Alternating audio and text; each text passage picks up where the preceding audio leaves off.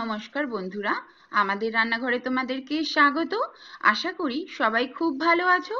আজকে তোমাদের খুব সুন্দর একটা রেসিপি করে দেখাবো, চুনো মাছের চচ্চড়ি। আশা করি সবাই খুব ভালোবাসো এই রেসিপিটা খেতে। চলো সঙ্গে থেকে দেখে নাও। আর আজকের ভিডিওটা কিন্তু একদম অন্যরকম ভাবে তৈরি করেছি। রেসিপি কিন্তু কিচ্ছু বলা নেই, আমার ছোট্ট একটি লেখা রেসিপির মধ্যে দেওয়া রয়েছে। যদি ভালো লাগে মতামত জানিও, যদি না ভালো লাগে সেটাও মতামত জানিও।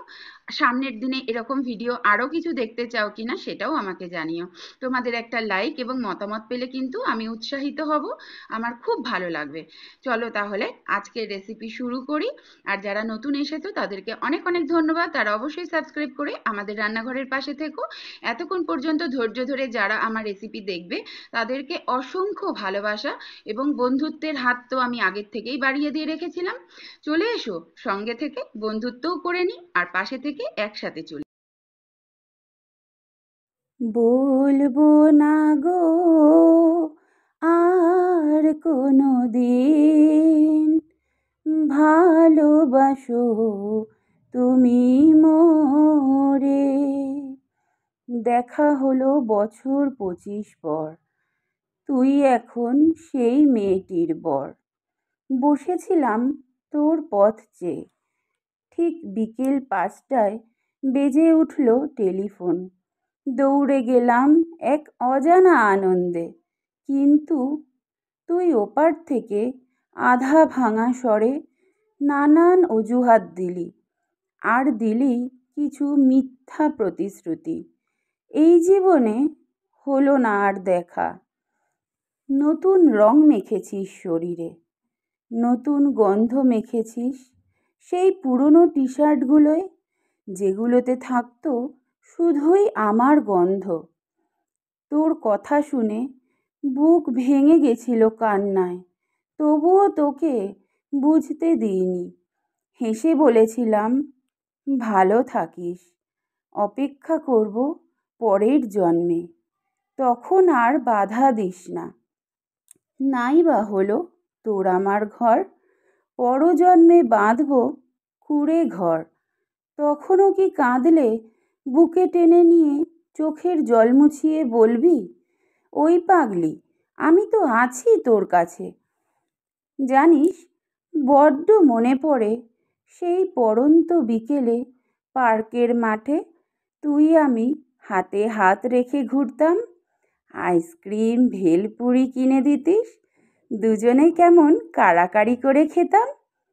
কেটে গেল 25টা বছর, কিন্তু আজ আর খাওয়ার সময় ঝাল লাগলে কেউ বলে না, ওই পাগলি, তুই কি হবি না আর বড়।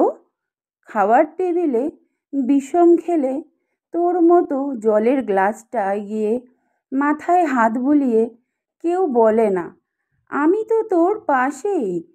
তবে কে তোর নাম করছে রে সোনা? সরস্বতী পুজোয় বাসন্তী শাড়ি পরেছিলাম, তুই নিজেকে খাপ খাওয়াতে পরেছিলি বাসন্তী পাঞ্জাবি। আর সেই কত আনন্দ করেছিলাম দুজনে। বাসন্তী পাঞ্জাবি আর বাসন্তী রঙের শাড়িতে কতই না সুন্দর লাগছিল তোকে আর আমায়। সেই কত কায়দায় তুলেছিলাম কিছু ছবি, যেগুলো রেখেছিলাম অ্যালবামে। আজও সেই ছবিগুলো জ্বলজ্বল করছে, শুধু তুই নেই আমার কাছে। পড়ে আছে তোর বহু স্মৃতি, না পাওয়া কিছু ব্যথা। আজ তুই সেই নতুনের বর, দেখা হলো বছর 25 পর। অপেক্ষায় তোর সেই পুরনো ছোট্ট কুঁড়ে ঘর। তোমাদের যদি আমার এই পাঠ ভালো লেগে থাকে অবশ্যই আমার পাশে থেকো, আর জানিও, মতামত জানিও কেমন লাগলো রান্নার রেসিপিতে। আজকে ছোট্ট একটি আমার লেখা তোমাদের সাথে শেয়ার করলাম, জানি না কার কেমন লাগবে। যদি ভালো লেগে থাকে অবশ্যই একটা লাইক করো, ছোট্ট একটা কমেন্ট করে আমাকে জানিও। তোমাদের মতামত পেলে উৎসাহ পাবো। যদি ভালো না লাগে সেটাও জানিও, তাহলে সামনের দিনে ঠিক আগে যেভাবে রেসিপি করতাম সেইভাবেই করে তোমাদের সঙ্গে প্রত্যেকটা ভিডিও আবার শেয়ার করব। আজ একটু অন্যরকমভাবে করার চেষ্টা করলাম। সবাই কিন্তু মতামত জানাতে ভুলো না। আর আমাদের রান্নাঘরের পাশে এভাবেই কিন্তু থেকো, ঠিক যেমনভাবে আগে ছিলে। আর সাবস্ক্রাইব করে বন্ধু করে নিও। আজ তাহলে আসি, খুব শিগগিরই দেখা হচ্ছে অন্য একটা রেসিপি নিয়ে। তোমাদের প্রিয় মোনালিসা।